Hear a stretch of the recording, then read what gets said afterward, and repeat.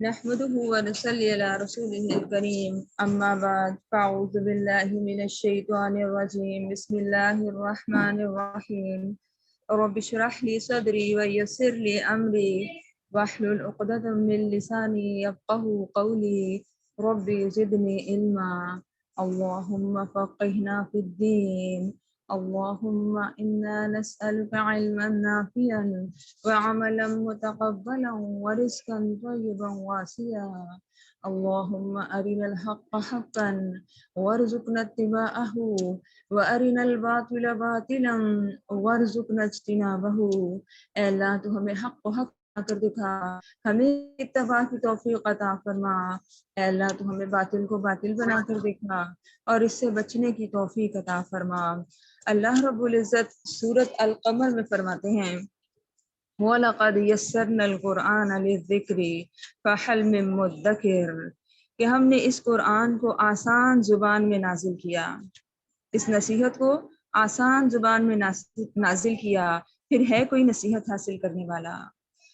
آج کے اس سیشن میں ہم یہ سیکھنے اور سمجھنے کی کوشش کریں گے اور اللہ رب العزت سے اس دعا کے ساتھ ہم اس پروگرام کا آغاز کریں گے کہ اللہ رب العزت اس قرآن مجید کو زندگی میں بھی ہمارا ساتھی دیں، قبر میں بھی اس کو ہمارے لیے نور اور روشنی بنائے، پل صراط پر بھی اس کو ہمارے لیے نور اور روشنی بنائے، جنت میں داخلے کا ذریعہ بنائے، جہنم سے آزادی کا ذریعہ بنائے۔ اللہ رب العزت زندگی بھر ہمیں اس قرآن کو اپنی زبان پر اور اپنے دلوں میں اور اپنے عمل میں عملی طور پر ڈھالنے کی توفیق عطا فرمائے اور اس راستے پہ چلنا ہم سب ہمارے لیے آسان بھی کرے اور ہمیں ایک دوسرے کا بہترین مددگار اور ساتھی بھی بنائے۔ اللہ رب العزت قرآن پاک میں ایک اور جگہ فرماتے ہیں فَأَيْنَ تَذْهَبُونَ، اے لوگو تم کدھر پھرتے جا رہے ہو، کہاں جا رہے ہو؟ آپ کو معلوم ہے کہ ہر گزرنے والا لمحہ ہمیں اس دنیا سے دور کر رہا ہے اور ہمیں موت کے قریب کر رہا ہے، ہم آخرت کے قریب ہو رہے ہیں۔ اللہ رب العزت تمام حمد و ثنا اسی کے لائق، وہ ہمارا خالق، وہ ہمارا مالک، وہ ہمارا رازق، اس کے علاوہ کوئی الہ نہیں، اس کا کوئی شریک نہیں، وہ حی ہے، وہ قیوم ہے، رحمان ہے، رحیم ہے۔ لہٰذا اللہ رب العزت نے اپنے بندوں کی ہدایت کے لیے قرآن مجید کو نازل کیا اور قرآن مجید کو لکھنا اور پڑھنا سکھایا، اور نہ صرف لکھنا اور پڑھنا سکھایا بلکہ قیامت تک کے لیے قرآن مجید کی حفاظت کا وعدہ بھی فرمایا۔ اور آج تک اتنی صدیاں گزرنے کے باوجود قرآن پاک کی ایک زیر اور زبر میں بھی آپ کو کہیں تحریف نہیں ملے گی، کوئی تبدیلی نہیں ملے گی۔ اور اس کتاب کے نزول کے بعد رسول اللہ صلی اللہ علیہ وآلہ وسلم نے عملی طور پر اس کتاب کو اپنی زندگی میں ڈھال کر ہمارے لیے ایک نمونہ پیش کیا، ایک ماڈل پیش کیا، تاکہ قرآن پاک کی تعلیمات کو سمجھنا اور ان پر عمل کرنا ہمارے لیے آسان ہو۔ نبی صلی اللہ علیہ وآلہ وسلم حامل وحی تھے، قرآن مجید نبی صلی اللہ علیہ وآلہ وسلم کے قلب مبارک پر نازل ہوا، لیکن اس کے باوجود ہم دیکھتے ہیں کہ رسول اللہ صلی اللہ علیہ وآلہ وسلم قرآن مجید دوسروں کو سناتے بھی تھے اور دوسروں سے سننا پسند بھی فرماتے تھے۔ اگرچہ آپ حامل وحی تھے، جبرائیل علیہ السلام براہ راست آپ کے قلب مبارک پر اللہ رب العزت کے اس کلام کو نازل فرماتے تھے، لیکن اس کے باوجود ایک بار ہم دیکھتے ہیں کہ نبی صلی اللہ علیہ وسلم نے حضرت عبداللہ بن مسعود رضی اللہ کو قرآن مجید سنانے کا حکم دیا، اور جب آپ نے ان کو حکم دیا تو حضرت عبداللہ بن مسعود نے کہا کہ یا رسول اللہ صلی اللہ علیہ وسلم میں آپ کو قرآن سناؤں جبکہ آپ تو خود حامل وحی ہیں. تو اس پر آپ نے کیا فرمایا تھا؟ آپ صلی اللہ علیہ وسلم نے فرمایا کہ مجھے قرآن سننا پسند ہے، دوسروں کی زبان سے قرآن سننا مجھے اچھا لگتا ہے. اس پر حضرت عبداللہ بن مسعود رضی اللہ نے سورۃ النساء کی آیات پڑھنی شروع کی، اور جب حضرت عبداللہ بن مسعود اس آیت پر پہنچے فَكَيْفَ إِذَا جِئْنَا مِنْ كُلِّ أُمَّةٍ بِشَهِيدٍ، کہ آپ کی آنکھوں سے آنسو بہنے لگے اور آپ اپنے اوپر ضبط نہ کر سکے، اور فرمایا عبداللہ بس کرو. اور اس آیت کا مطلب کیا ہے؟ فَكَيْفَ إِذَا جِئْنَا مِنْ كُلِّ أُمَّةٍ بِشَهِيدٍ، اور اس وقت کیا عالم ہوگا کہ جب ہم ہر امت میں سے ایک گواہ لائیں گے. لہٰذا قرآن کو خود پڑھنا بھی فضیلت کا درجہ رکھتا ہے، اور قرآن کو دوسروں کی زبان سے سننا اس کا بھی اجر ہے. اور آپ کو معلوم ہے کہ قرآن مجید وہ واحد کتاب ہے جس کا ایک حرف پڑھنے پر 10 نیکیوں کا وعدہ کیا گیا ہے. اور نبی صلی اللہ علیہ وسلم نے مثال کے طور پر ہمیں جو الفاظ بیان کیے تھے وہ کیا تھے؟ الف لام میم. آپ نے کیا فرمایا؟ الف ایک الگ حرف ہے، لام ایک الگ حرف ہے، اور میم ایک الگ حرف ہے، اور ان تینوں حروف کو ملا کر ایک مرتبہ الف لام میم پڑھنے پر بندے کو 30 نیکیاں دی جائیں گی. یہ منیمم نیکیاں ہیں. میکسیمم انسان کے اپنے اعمال اس کی نیت کی بنا پر اللہ رب العزت کئی گناہ بڑھا کے بھی دے سکتا ہے. اسی طرح ہم دیکھتے ہیں قرآن کی فضیلت کے حوالے سے حضرت عثمان رضی اللہ سے روایت ہے کہ نبی اکرم صلی اللہ علیہ وسلم نے فرمایا خیرکم من تعلم القرآن وعلمہ، تم میں سے بہترین وہ ہے جو قرآن سیکھے اور سکھائے. یہ بخاری کی روایت ہے. لہٰذا ہم اسی حدیث کو سامنے رکھتے ہوئے یہ کوشش کریں گے کہ ہم اللہ رب العزت کی نظر میں بہترین لوگوں کی صف میں شامل ہونا چاہتے ہیں تو ہمیں کیا کرنا ہوگا؟ اپنا تعلق اللہ کی کتاب سے جوڑنا ہوگا. پہلے اس کتاب کو سیکھنا ہوگا، اور جب ہم سیکھ لیں تو پھر اس کے بعد اس کو سکھانا ہوگا، تاکہ ہم اللہ رب العزت کے بہترین بندوں میں شمار ہو سکیں. اسی طرح مسلم کی روایت ہے، حضرت ابو ہریرہ رضی اللہ کہتے ہیں کہ رسول اللہ صلی اللہ علیہ وسلم نے فرمایا جو شخص علم دین سیکھنے کے لیے سفر کرے اللہ رب العزت اس کے لیے جنت کا راستہ آسان بنا دیتے ہیں. اب ہم سب کی منزل کیا ہے؟ ہم سب کی منزل جنت کا حصول ہے، اور اس حدیث میں جنت کا راستہ آسان فرما دینے کا بتایا گیا کہ جو شخص علم دین سیکھنے کے لیے سفر کرتا ہے، تو لہٰذا جب ہم دین کو سیکھنے کے لیے نکلیں گے اللہ رب العزت ہمارے لیے جنت کا راستہ آسان کر دے گا. اور جب ہماری منزل سیٹ ہوگی، ہمیں پتہ ہوگا کہ ہمارا گول کیا ہے، ہماری منزل کیا ہے، تو پھر ہمیں وہ راستہ بھی وہی چننا ہوگا جو ہمیں اس منزل تک پہنچائے گا. ایسا نہیں ہو سکتا کہ ہم سب کی منزل تو جنت ہو، لیکن جب راستے کو چوز کرنے کی باری آئے تو پھر ہمارا اپنا منمانی راستہ ہو، یا وہ راستہ ہو جس کے اوپر لوگ چل رہے ہیں، یا وہ راستہ ہو جس کے اوپر معاشرہ چل رہا ہے، تو پھر ہم اپنی منزل پہ نہیں پہنچ سکتے. لہٰذا جب ہم نے اپنی منزل سیٹ کر لی تو اب ضروری ہے کہ ہم اپنے آپ کو پھر اس راستے پر چلائیں. اور وہ راستہ کیا ہے؟ وہ قرآن اور حدیث کا راستہ ہے. قرآن ہمیں بتائے گا ہمیں کیا کرنا ہے، کیا نہیں کرنا.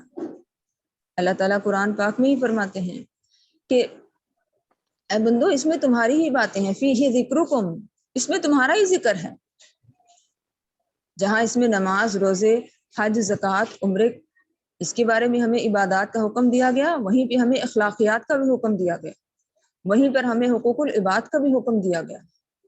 لہٰذا قرآن کو سیکھنے اور سکھانے کا عمل جنت کے راستے کو آسان کرنے والا عمل ہے۔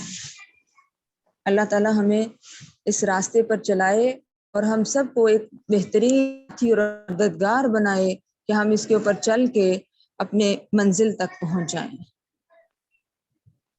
اسی طرح ایک اور بہت بڑی خوشخبری دی گئی کہ قرآن مجید کو سیکھنے والے کو اللہ تعالیٰ 4 نعمتوں سے نوازتے ہیں۔ 4 نعمتوں سے اللہ رب العزت انسان کو نوازتے ہیں۔ نمبر 1، اس کے اوپر سکینت نازل ہوتی ہے، سکون نازل ہوتا ہے۔ اگر ہم یہ چاہتے ہیں کہ ہماری زندگی میں سے بے سکونی ختم ہو، بے چینی ختم ہو، تو ہمیں کیا کرنا ہوگا؟ اپنا تعلق اس قرآن کے ساتھ محفوظ مضبوط کرنا ہوگا۔ اللہ کی کتاب کو، نہ صرف اس کی تلاوت کو، بلکہ اس کو سمجھنا، اور پھر جب ہم سمجھ لیں گے تو پھر انشاءاللہ اس پر عمل کرنا بھی ہمارے لیے آسان ہو جائے گا۔ مگر ہم کتاب کو کب کھولتے ہیں؟ ہم کتاب کو کب پڑھتے ہیں؟ نمبر 1، یا تو صرف ہم نے اس کو رمضان تک محدود کیا ہوا ہے کہ جیسے ہی رمضان کا مہینہ آتا ہے تو ہم قرآن پہ قرآن پڑھ لیتے ہیں۔ اس میں کوئی شک نہیں کہ قرآن کی تلاوت رمضان میں کرنا بہت افضل درجہ رکھتی ہے، لیکن ہر روز ہماری زندگی میں کوئی دن ایسا نہیں جانا چاہیے جس میں ہم قرآن پاک کی تلاوت نہ کر پائیں۔ اور ان اوقات میں بھی خصوصاً اللہ تعالیٰ نے قرآن پاک میں جس وقت کا ذکر کیا وہ کون سا ہے؟ ان الفجر کان مشہودا، کہ بے شک فجر کا قرآن وہ پیش کیا جاتا ہے، وہ گواہ ہوتا ہے۔ اور جہاں ہم نے اپنے بہت شعار چھوڑ دیے، وہاں ہم نے اپنے فجر کے قرآن کی تلاوت بھی چھوڑ دی، کیونکہ ہمیں جو نیند اس وقت آ رہی ہوتی ہے وہ شاید دن کے کسی بھی حصے میں نہیں آ رہی ہوتی۔ لہٰذا اللہ تعالیٰ ہمیں توفیق عطا فرمائے کہ ہم فجر کے وقت قرآن کی تلاوت کا اہتمام کر سکیں۔ اور اس میں اللہ تعالیٰ نے کوئی بندش نہیں لگائی کہ 1 سپارہ پڑھیں گے تو زیادہ ثواب ملے گا، نہیں، بلکہ جتنا آپ آسانی سے پڑھ سکتے ہیں، جو آپ کی سہولت ہے۔ 1 رکوع بھی ہو سکتا ہے، 2 رکوع بھی ہو سکتے ہیں، 1 رکوع بھی ہو سکتا ہے، 1 نصف بھی ہو سکتا ہے۔ ہر انسان کی کیپیسٹی جو ہے وہ ڈیفرنٹ ہے۔ تو پہلے ہم 1 رکوع سے شامل کریں کہ میری زندگی میں کوئی دن ایسا نہ ہو کہ جس میں میں فجر کے وقت قرآن کی تلاوت نہ کروں۔ تو کیا فرمایا کہ ان پر اللہ تعالیٰ کی رحمت، سکینت نازل ہے۔ نمبر 2، ان پر اللہ تعالیٰ کی رحمت سایہ فگن ہوتی ہے، یعنی قرآن کی تلاوت انسان کو اللہ کی رحمت کا مستحق بناتی ہے۔ نمبر 3، فرشتے ان کے گرد و پیش احتراماً کھڑے رہتے ہیں۔ فرشتے اللہ کے کلام کو سنتے ہیں، احتراماً ان کے ارد گرد کھڑے رہتے ہیں۔ اور نمبر 4، اللہ تعالیٰ ان کا ذکر فخریہ طور پر فرشتوں کے سامنے کرتے ہیں۔ یعنی اس وقت اگر میں اپنے گھر میں، اپنے بند کمرے میں اکیلی بیٹھی تو مجھے اس بات پہ شرح صدر رکھنا ہے کہ اللہ رب العزت یقیناً میرا ذکر فرشتوں کی مجلس میں کر رہے ہیں۔ کیوں؟ کیونکہ ہم اس کا ذکر کر رہے ہیں۔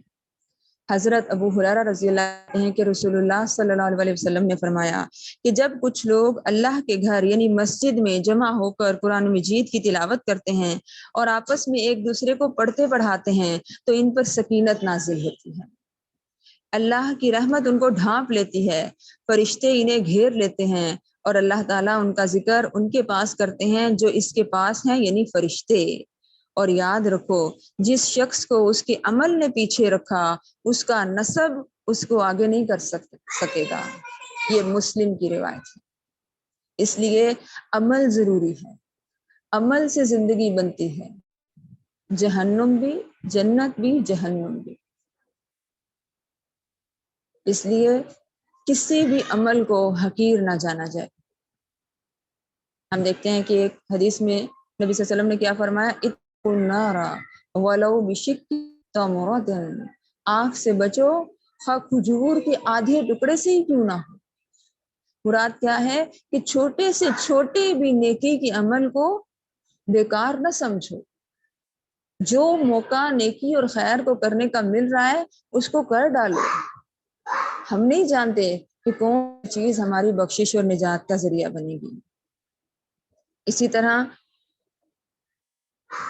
قرآن مجید جو ہے وہ اپنے پڑھنے والوں کے لیے مغفرت کے لیے سفارش کرے گا،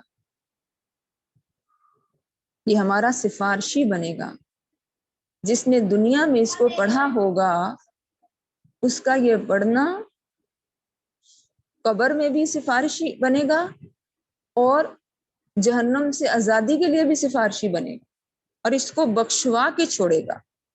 رسول اللہ صلی اللہ علیہ وسلم کا ارشاد ہے کہ قرآن مجید قیامت کے روز اپنے پڑھنے والوں کے لیے سفارش کرے گا، اور سفارش کرنے کے سلسلے میں آپ صلی اللہ علیہ وسلم نے بعض صورتوں کا خاص طور پر ذکر فرمایا۔ مثلاً سورۃ الملک کے بارے میں ارشاد فرمایا کہ سورۃ الملک اپنے پڑھنے والوں کے لیے مسلسل سفارش کرتی رہے گی حتیٰ کہ اسے بخش دیا جائے گا۔ یہ ترمذی کی روایت ہے، اور آپ کو معلوم ہے کہ ہمیں یہ حکم دیا گیا، یہ ایک مسنون عمل ہے کہ نبی صلی اللہ علیہ وسلم ہر روز عشاء کی نماز کے بعد رات کو سونے سے پہلے سورۃ الملک اور سورۃ الف لام میم السجدہ جو 21ویں پارے میں ہے اس کی تلاوت کر کے سوتے تھے۔ اور ایک اور روایت میں آتا ہے کہ جو شخص سورۃ الملک کی تلاوت کر کے سوتا ہے اللہ تعالیٰ اس کو عذاب قبر سے محفوظ رکھے گا۔ اس حدیث کا مفہوم یہ ہے۔ اس لیے ہم میں سے جو شخص اس کو پڑھتا ہے اب وہ اس کو مزید سمجھنے کی کوشش کرے، جو ہمیں سستی کا سامنا کر جاتا ہے وہ ضرور یہ کوشش کرے کہ ہم اس چیز کو اپنی زندگی میں شامل کریں کہ ہم ہر روز عشاء کی نماز کے بعد 30 آیات ہیں، تو بہت لمبی صورت نہیں ہے، 30 آیات ہیں صرف اس کی، تو ہم اس کو تلاوت کر کے سنیں۔ اسی طرح سورۃ البقرہ اور سورۃ آل عمران کے بارے میں بھی آپ صلی اللہ علیہ وسلم نے یہاں تک فرمایا کہ یہ دونوں صورتیں اپنے پڑھنے والوں کی مغفرت کے لیے اللہ تعالیٰ سے جھگڑا کریں گی، یہ جھگڑا کریں گے۔ یہ بھی مسلم کی روایت ہے۔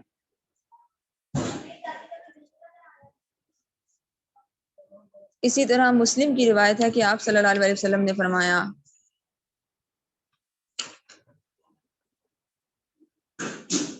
کہ جو شخص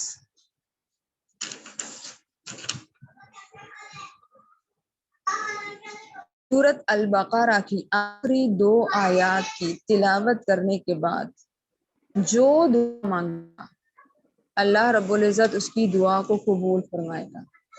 یعنی حاجات کو پورا کرنے کے لیے بھی قرآن کی کچھ مخصوص دعائیں یا کچھ مخصوص الفاظ ہمیں ملتے ہیں کہ اگر ہم یہ کسی پریشانی میں پڑھیں گے تو اللہ تعالیٰ ہمارے لیے آسانی کرے گا،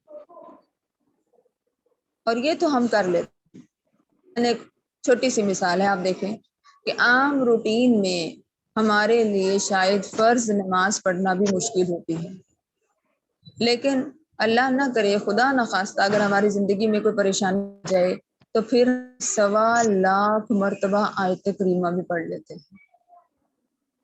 ایسا ہی ہوتا ہے نا، 1.25 مرتبہ آیت کریمہ بھی پڑھ لیتے ہیں۔ تو اس لیے قرآن کو ہم نے صرف اس وقت نہیں پڑھنا کہ جب کوئی خدا نخواستہ ہمیں مشکل آئے، بلکہ ہمیں روز اپنی زندگی میں شامل کرنا ہے۔ سورۃ الانعام میں اللہ تعالیٰ فرماتے ہیں ھذا کتاب انزلناہ مبارک فاتبعوہ واتقوا لعلکم ترحمون، یہ کتاب ہے جس کو ہم نے نازل کیا، برکت والی ہے، بس تم اس کی پیروی کرو اور اللہ سے ڈرو تاکہ تم پر رحم کیا جائے۔ اگر ہم یہ چاہتے ہیں کہ اللہ رب العزت کی رحمت ہمارے اوپر نازل ہو تو ہمیں کیا کرنا ہوگا؟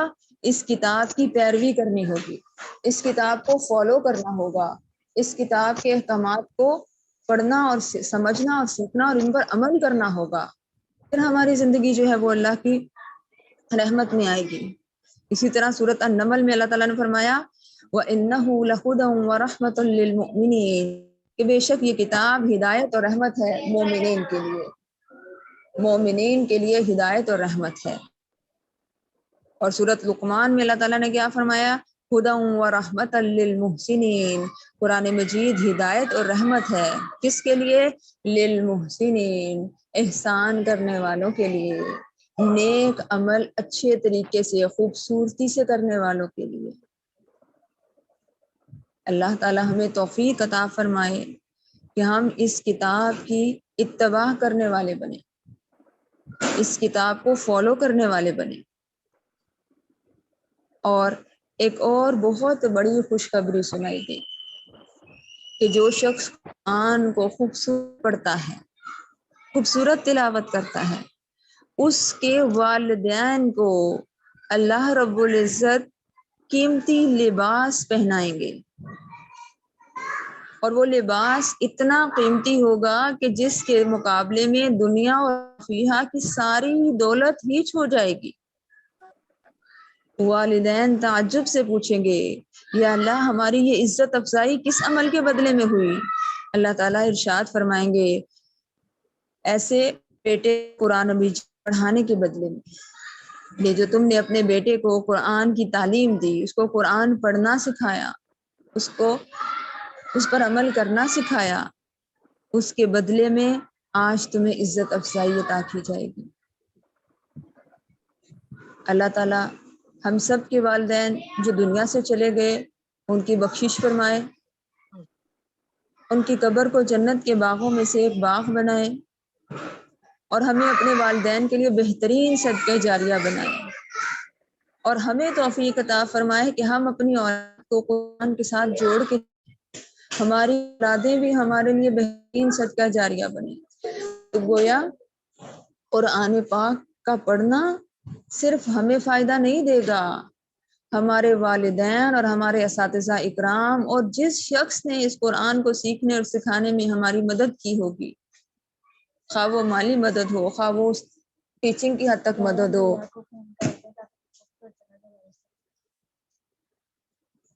تو اس کے درجات بلند ہوں۔ اور یہ ہماری اپنے والدین کے ساتھ ایک بہت محبت ہوگی کہ ہم ان کے دنیا سے چلے جانے کے بعد ان کو دعاؤں کے تحفے پیش کر سکیں۔ وہ والدین جنہوں نے اپنی جوانی دے کے ہمیں پالا، اپنی خواہشات کو قربان کر کے ہماری خواہشات کو پورا کیا، تو ہم اپنے والدین کا حق ادا نہیں کر سکتے، حق ادا نہیں کر سکتے۔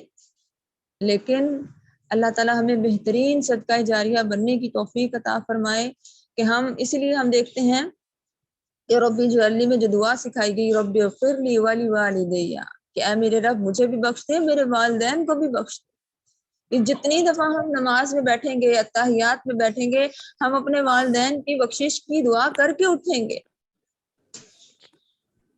اس لیے ہمیں اپنے آپ کو قرآن کے ساتھ جوڑنا ہے تاکہ جو لوگ دنیا سے چلے گئے ہم ان کو بھی فائدہ پہنچا سکیں، نہ کہ صرف ہم قرآن خوانی کی شکل میں بلا کے لوگوں کو بٹھائیں اور بڑی ذمہ ہو جائیں کہ ٹھیک ہے جی ہم نے یہ کر دیا، ہمارا شاید یہیں تک حق تھا۔ نہیں، ہمارا حق یہاں پہ ختم نہیں ہوگا، ہمیں اس کو اپنی زندگی میں عملی طور پہ شامل کرنا ہوگا۔ اللہ تعالیٰ ہمیں بہترین عمل کی توفیق عطا فرمائے۔ اور اسی طرح ہم دیکھتے ہیں سورۃ الدہر میں اللہ تعالیٰ کیا فرماتے ہیں من شاء اتخذ الی ربہ سبیلا، کہ جس کا جی چاہے وہ اپنے رب کی طرف جانے کا راستہ اختیار کرے۔ یہ انسان کو اختیار دیا گیا۔ آپ دیکھ لیں کہ جب ہم کسی کو بھی دعوت دیتے ہیں کہ آپ آئیں، ہم یہ قرآن کلاس شروع کرنے لگے ہیں، تو سب سے پہلے لوگوں کی طرف سے آپ کو نو کا سائن ہی سننے کو ملتا ہے، نہیں وہ میرے پاس تو ٹائم ہی نہیں ہے، ہم کہاں فارغ ہوتے ہیں کہ ہم آئیں اور بیٹھیں، یہ تو شاید نعوذ باللہ فارغ لوگوں کا کام ہے۔ تو ایسا نہیں ہوتا، یاد رکھیں ہم کبھی فارغ نہیں ہوں گے، کبھی بھی ہم فارغ نہیں ہوں گے۔ ہمیں اپنے انہی اوقات میں سے اپنے ذاتی اوقات میں سے، اپنے ان 24 گھنٹوں میں سے کم از کم 1 یا 2 گھنٹے اپنی آخرت کو، اپنی اگلی زندگی کو سنوارنے کے لیے نکالنے ہیں۔ اپنے گھروں پہ نظر دوڑا لیں، اپنی دنیا پہ نظر دوڑا لیں، بہت سے لوگ آئے اور چلے گئے، کیا گھر کا نظام رک گیا؟ کوئی نظام نہیں رکتا، نہ کسی کے آنے سے کچھ رکتا ہے، نہ کسی کے جانے سے کچھ رکتا ہے، سب ویسا ہی چلتا ہے۔ لہٰذا ایک دن ہم نے بھی یہاں سے واپس جانا ہے۔ اب ہمیں یہ سوچنا ہے کہ ہم نے اپنی واپسی کے لیے کچھ تیار بھی کیا کہ ہم صرف خالی ہاتھ بیٹھے ہیں اور ہمارا سارا دن صرف کچن اور بچے اور گھر اور بس یہی کچھ ہے۔ اس کے علاوہ تو ہماری زندگی خواتین کی کچن کے علاوہ باہر نکلتی نہیں۔ ہمیں اس بارے میں سوچنا ہے، ہمیں اپنے لیے وقت نکالنا ہے، اور یاد رکھیں ہم نے اپنے وقت میں سے وقت اپنا نکالنا ہے، کسی حقدار کا حق نہیں مارنا، یہ بھی یاد رکھیں۔ یہ نہ ہو کہ اب ہم اتنے زیادہ خیر خواہ بن جائیں، دین والے بن جائیں کہ سب کچھ چھوڑ کے بیٹھ جائیں کہ جی جب انہوں نے کام ہی نہیں آنا تو وہ پڑے ہیں بچے، وہ پڑا ہے گھر، نہ ہم صفائی کریں نہ ہم کھانا بنائیں۔ نہیں، یہ نہیں چاہیے، اللہ کو ایسا بھی دین نہیں چاہیے، اللہ کو ایسی اطاعت فرما برداری نہیں چاہیے۔ اللہ رب العزت کو کیسی اطاعت فرما برداری چاہیے کہ گھر کا نظام بھی چلے، بچوں کو بھی ہم ٹرینڈ کریں، ہم اس کے ساتھ ساتھ اپنی زندگی میں سے کچھ وقت دین کو سیکھنے اور سکھانے کے لیے نکالیں۔ ٹھیک، اللہ ہم سب کے لیے اس کو سیکھنا اور سمجھنا آسان کرے، اور ہمیں ایک دوسرے کا بہترین مددگار اور ساتھی بنائے۔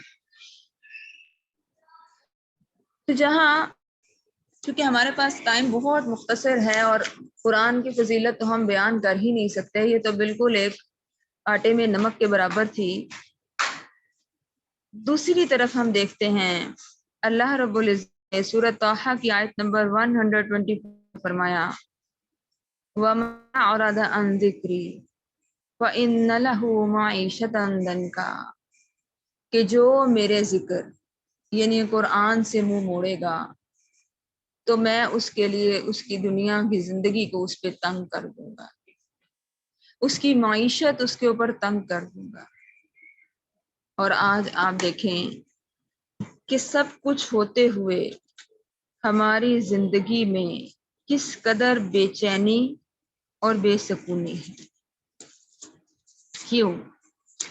کیونکہ ہم اللہ کی کتاب سے دور ہیں، کیونکہ ہمیں پتہ ہی نہیں کہ اللہ کی کتاب ہم سے کیا کہتی ہے، اور ہم یہ سمجھتے ہیں کہ جب تک میں جھوٹ نہیں بولوں گا میرا کاروبار نہیں چلے گا، جب تک میں ملاوٹ نہیں کروں گا تو شاید مجھے پروفٹ نہیں ملے گا۔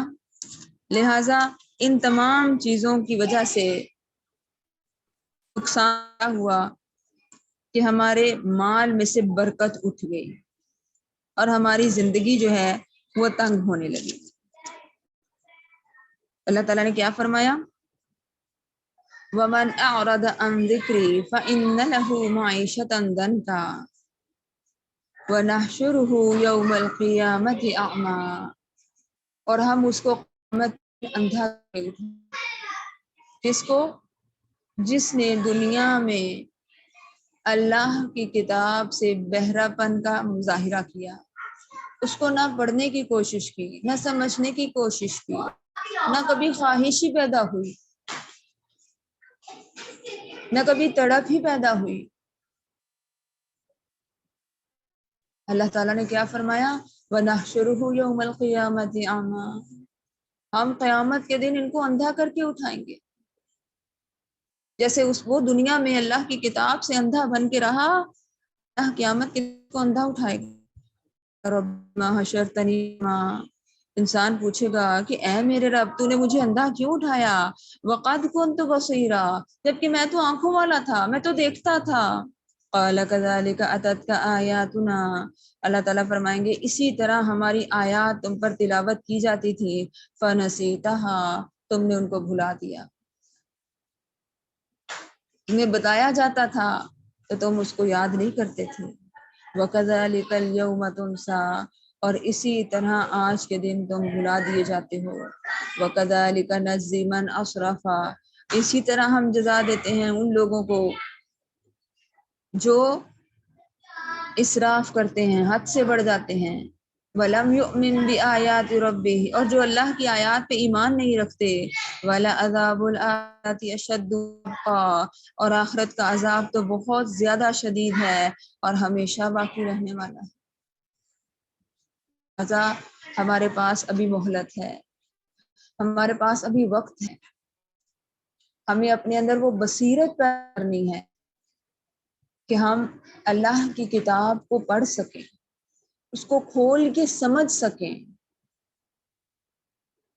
اس پر عمل کے لیے اللہ سے دعا کر سکیں، ورنہ زندگی تو برف کی طرح پگھلتی جا رہی ہے، وہ تو گزر جاتی ہے، لیکن ہمارے ہاتھ میں کیا رہے گا، ہمیں یہ سوچنا ہے۔ ابھی ہمارے پاس وقت ہے، اور اسی سوچ کو بیدار کرنے کے لیے اللہ کی توفیق سے یہ جو ایک پروگرام شروع ہونے جا رہا ہے کہ اللہ تعالیٰ ہم سب کے لیے جنت کے راستے کو آسان کرے، اللہ تعالیٰ ہم سب کو اپنی رحمت کے ساتھ ان بہترین لوگوں میں شامل کرے کہ جس کے لیے نبی صلی اللہ علیہ وسلم نے فرمایا کہ بہترین تم میں سے وہ قرآن لکھے اور سکھائے۔ اس لسٹ میں شامل ہونے کے لیے ہم اپنے آپ کو قرآن کے ساتھ جوڑیں، کے ساتھ جڑتے رہیں۔ اتنا زیادہ ہم اپنا تعلق اس کے ساتھ رکھیں گے، یہ اتنا ہی زیادہ ہمارے عمل میں نظر آئے گا انشاءاللہ۔ اللہ ہمیں بہتر عمل کی توفیق عطا فرمائے۔ وآخر دعوانا الحمد للہ رب العالمین۔